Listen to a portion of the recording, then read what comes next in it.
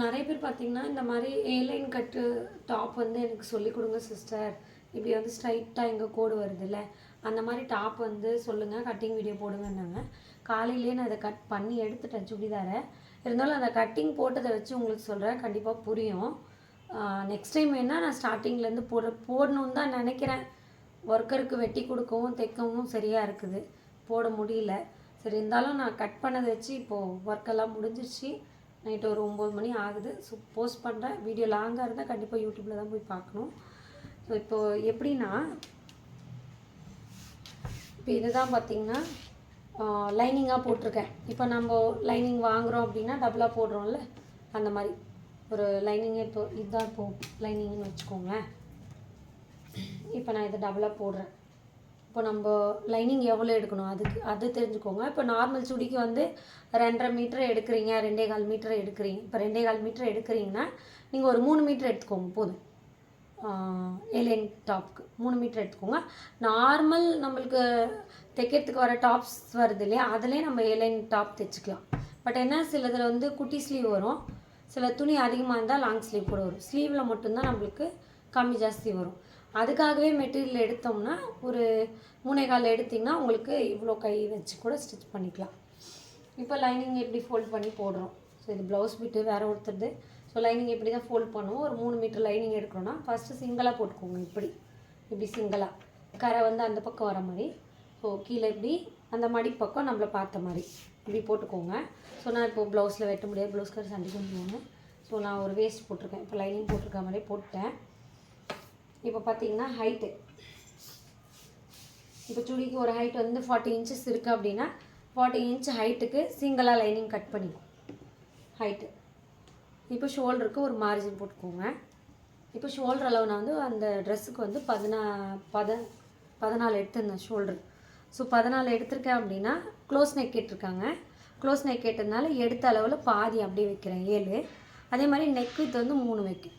எப்பயுமே க்ளோஸ் நெக்குக்கு நான் neck with 3 வைப்பேன். ரொம்ப குண்டாக ரொம்ப ஷோல்டரு ப்ராடாக இருந்ததுன்னா ஒரு 3.5 4 அப்படி வைப்பேன். இப்போ 7 வச்சுட்டேன்னா, இப்போது இதுக்கு ரெண்டுத்துக்கும் சென்டரில் இந்த ஷோல்டரு வச்சுட்ட பின்னாடி சென்டரில் 4 இன்ச் வருது. இப்போ 2 இன்ச்சுக்கு ஒரு மார்ஜின் போட்டுக்கோங்க. இப்போ இதை வந்து கோடு போட்டுக்கிறேன் ஸ்ட்ரைட்டாக. இப்போ இதுதான் எனக்கு ஷோல்டரோட அளவு. இது நெக் வித், இது ஷோல்டருக்கு சென்டர் அளவு. இதில் தான் நான் ஏலைன் கட் கொடுக்க போகிறேன். இப்போது இங்கே என்ன அளவு வைக்கிறது அப்படின்றது சொல்கிறேன். நார்மல் லைனிங்லேயே கட் பண்ணுறோம் நம்ம. இப்போது இங்கே வந்து 5 இன்ச் வருது எனக்கு. ஷோல்டர் சென்டர்லேருந்து நெக்கு வித்து வரைக்குமே 5 இன்ச் வருது. இந்த 5 இன்ச்சை வந்து இந்த கார்னரில் லாஸ்ட்டு இந்த கார்னரில் 5 இன்ச்சுக்கு மார்க் பண்ணிவிட்டு, இப்போ இந்த சென்டர் கோட்லேருந்து பெரிய ஸ்கேல் யூஸ் பண்ணிக்கோங்க. இந்த பெரிய ஸ்கேல் எங்கேயோ வச்சுருக்கிறேன். இப்போ டெய்லர் போலப்போ இப்படி தானே, எங்கே நான் எதை வச்சு தேடுறது தான். இப்போது கோடு போட்டுட்டேன், அவ்வளோதாங்க. ஸோ இப்போ வந்து இதை கட் பண்ணி எடுக்க போகிறோம். கத்திரி கூட எங்கே கட்டிங் கத்திரி காணும், கிராஸாக அப்படியே கட். இன்ஸ்கர்ட்டு கூட நீங்கள் இந்த மெத்தடை யூஸ் பண்ணிங்கன்னா இன்ஸ்கர்ட் ஈஸியாக வெட்டிக்கலாம். சேம் இன்ஸ்கர்ட்டுக்கு உள்ளே வந்து இந்த ஃப்ராக்குக்கு லைனிங் கொடுக்குறோம் பார்த்தீங்களா, இதெல்லாம் நீங்கள் லைனிங்கை வந்து மிச்சப்படுத்தி வெட்டிக்கலாம். ஸோ இப்போது இதை வந்து கட் பண்ணிவிட்டேன். இதை அப்படியே பார்த்தீங்கன்னா அப்படியே எடுத்து இப்படி, ஓகேவா? ஸோ இப்படி போட்டேன். இப்போ உங்களுக்கு கோல் தேவையான கோல் கிடச்சிரு. இது லைனிங் கிடையாது, இது ஒரு வேஸ்ட்டு. லைனிங்கில் பார்த்தீங்கன்னா உங்களுக்கு வந்து கீழே மட்டுமே 2 மீட்டர் கோல் கிடைக்கும். உங்களுக்கு சுற்றளவு ஒரு நார்மலாக பாவாடை சட்டை தைச்சா ஒரு 2 மீட்டர் கோல் வரும். நார்மல் அனார்கலிக்கு 2 மீட்டர் கோல் வரும். சேம் அதே மாதிரி அந்த லைனிங்கில் உங்களுக்கு கோல் கிடச்சிரும். ஸோ நீங்கள் நார்மலாக இதில் ஒரு 2 மீட்டர் கோல் இருக்குது. இதில் இந்த அளவுக்கு உங்களுக்கு கோல் கிடைக்கும். லைனிங்லே கோல் கிடைக்கும். இப்படி கட் பண்ணி இப்படி போடணும். நல்லா பார்த்துக்கோங்க. இது இப்படி தான் இருந்தது. இப்போது இப்படி இருந்த கட்டிங்க நான் அப்படி கிராஸாக வெட்டிட்டு இந்த குட்டி பீஸ் வருது பாருங்கள், இதை தூக்கி இப்படி வைக்கிறேன். ஸோ இப்படி வச்சுட்டு தான் நான் இப்போ சுடியோட அளவு ஃபுல்லாக மார்க் பண்ணுவேன். இப்போ ஷோல்டர், ஏன்னா இது தேயில் பிடிக்கிற அளவு உள்ளே போயிடும் இல்லையா. ஸோ அப்படியே வச்சுருவேன், ஜாயிண்ட் பண்ண மாட்டேன். ஜாயிண்ட் பண்ணாமல் இப்படியே வச்சு இப்போ ஷோல்டர் அளவு திரும்பியும் 7 இன்ச் மார்க் பண்ணிவிட்டு, ஹார்மோல் அளவு மார்க் பண்ணிவிட்டு, பாடி லூஸும் மார்க் பண்ணிடுவேன். அதே மாதிரி இந்த இடத்துல வர ஹைட்டை மார்க் பண்ணிவிட்டு இதோட பாடி லூஸ் மார்க் பண்ணிடுவேன். கீழே வரும்போது கீழே என்ன லூஸ் வருது நம்மளுக்கு இந்த இடத்துல இந்த இடத்துல வர லூஸும் மார்க் பண்ணிவிட்டு இது வந்து கீழே வந்து அப்படியே இப்போ எனக்கு லூஸ் வந்துருச்சு. ஓகேவா? இப்போ நான் வந்து சுழியை டம்மியாக வரையினாலும் டக்குன்னு வரைகிறேன். இதே அளவு எடுத்து வரைந்தால் நீங்கள் உங்கள் அளவு என்னவோ அப்படி வைக்கணும். பிடிக்கிற அளவை ஒன்று மேலே ஒன்று வச்சுருங்க. பிகினர்ஸ்க்கு சொல்கிறேங்க, டைலர்ஸ்க்கு சொல்ல, பிகினர்ஸ்க்கு தான் சொல்கிறேன். இப்படி போட்டிங்க அப்படின்னா உங்களுக்கு ஏலைன் குர்த்திக்கான அளவு கிடச்சிடும். இப்போ இதை கட் பண்ணி எடுத்துக்கிறீங்க.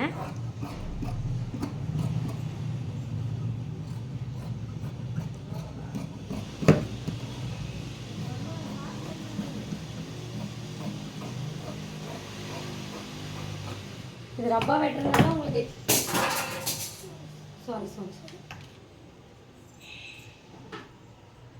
இது ரப்பா வெட்டுறதுனால உங்களுக்கு இது எல்லாமே வந்து கொஞ்சம் எச்சு கம்மியாக இருக்குது. பட் நீங்கள் கரெக்டாக அளவு எடுத்து வெட்டும் போது உங்களுக்கு எந்த எச்சு கம்மியும் இல்லாமல் வரும். இப்போ நான் வந்து இது ஏலைன் குர்த்திக்கு உங்களுக்கு ரெடி ஆயிடுச்சு. ஓகேங்களா? இதை வச்சு நீங்கள் திருப்பியும் பேக் போட்டு பேக் வெட்டிக்கலாம். பேக் நெக்குக்கு வெட்டிட்டு ஃப்ரண்ட்டுக்கு ஹார்மோல் எடுத்துக்கோங்க. ஸோ இப்போ நான் சுடியில் வெட்டினது காட்டுறேன். இது வந்து ரப்பாக தான் காட்டினேன். சுடியில் பார்த்துக்கிட்டிங்கன்னா லைனிங்கை வந்து கட் பண்ணி எடுத்துட்டேன். ஸோ இந்த லைனிங்கு இப்படி தான் வந்திருக்கு. ஓகேங்களா? நான் இதையுமே ஸ்டிச் பண்ண பின்னாடி லாஸ்ட்டாக அதை ஜாயின் பண்ணுவேன். இப்போ டாப்போட ஃப்ரண்ட் போர்ஷன், ஃப்ரண்ட்டுக்கு நெக் வெட்டிட்டேன், ஹார்மோல் வெட்டிட்டேன்.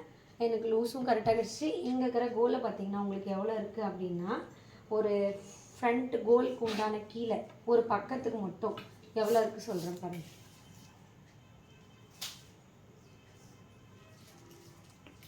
நான் எப்பயுமே 2 இன்ச் டேப் யூஸ் பண்ணுவேன். ஒன்று நெக்கில், ஏன்னா இதை ஹைட்டுக்கு தகுந்த மாதிரி இழுக்க முடியாது. இன்னொன்று நான் பாயிண்டில் அளக்கும் போது பார்க்கவும் முடியாது. ஸோ அதனால் 2 இன்ச் டேப் யூஸ் பண்ணுவேன்.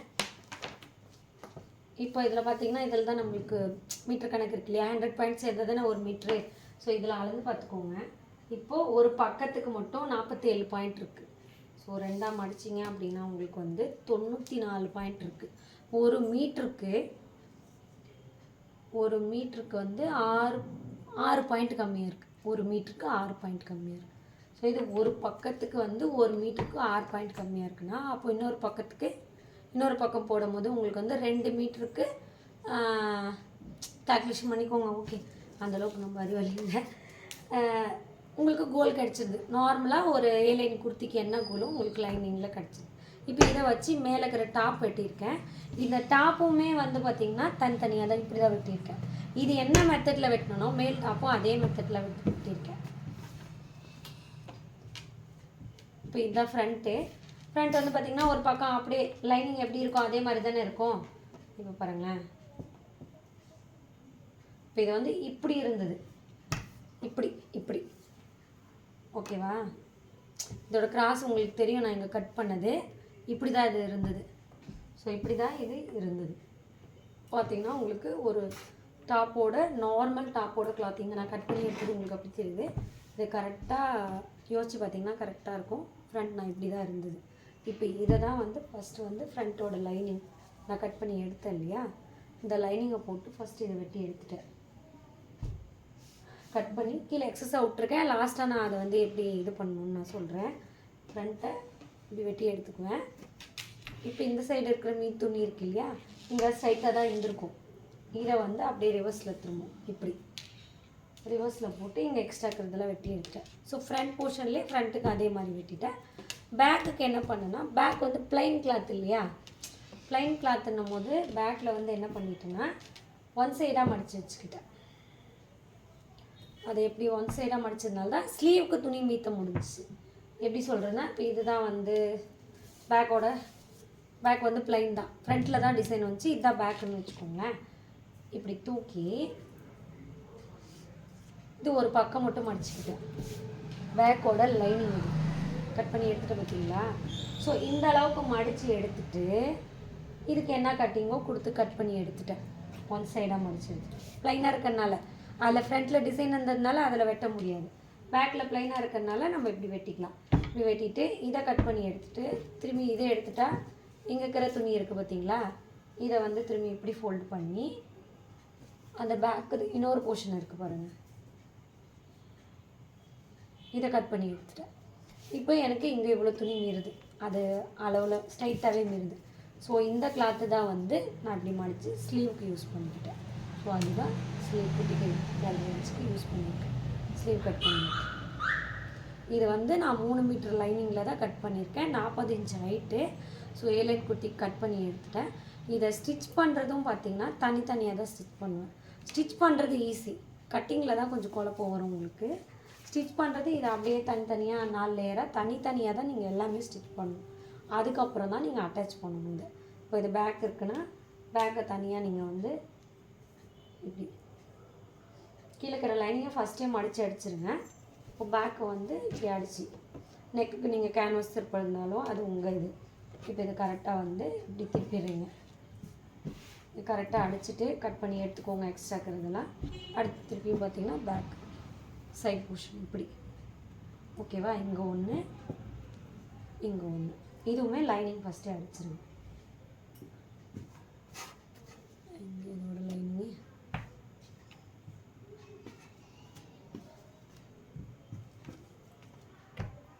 இங்கேயும் லைனிங் வச்சுட்டேன். சரி பரவாயில்ல விடுங்க, ஒன்றும் பிரச்சனை இல்லை.